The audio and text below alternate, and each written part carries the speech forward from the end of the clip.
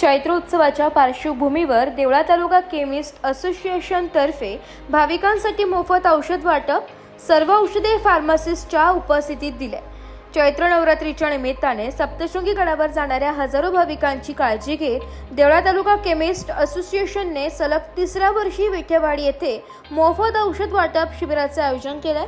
या उपक्रमात ताप, डोकेदुखी, जुलाब, चक्कर आणि अशक्तपणा यासारख्या तातडीच्या वैद्यकीय गरजांसाठी आवश्यक असणाऱ्या औषधांचा समावेश होता। यात्रेदरम्यान भाविकांची तब्येत ठीक राहावी या हेतूने हा उपक्रम दरवर्षी राबवला जातो। कार्यक्रमास नाशिक जिल्हा केमिस्ट अँड ड्रगिस्ट असोसिएशनचे उपाध्यक्ष गणेश निकम यांची प्रमुख उपस्थिती होती। तसेच देवळा शहर अध्यक्ष हितेश आहेर, तुषार काकुळते, तुषार निकम, मनोज पाटील, तुषार देवरे, ईश्वर निकम, कमलेश निकम, राजेंद्र शिरोडे, अरुण निकम, सतीश निकम, अभिजित निकम आणि मुन्ना निकम यांनी देखील उपक्रमात सहभाग घेतला। भाविकांनी या उपक्रमाचे कौतुक करत केमिस्ट असोसिएशनचे आभार मानले।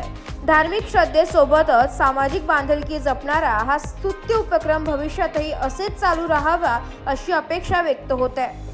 ब्युरो रिपोर्ट, नाशिक लोकशाही न्यूज, नाशिक।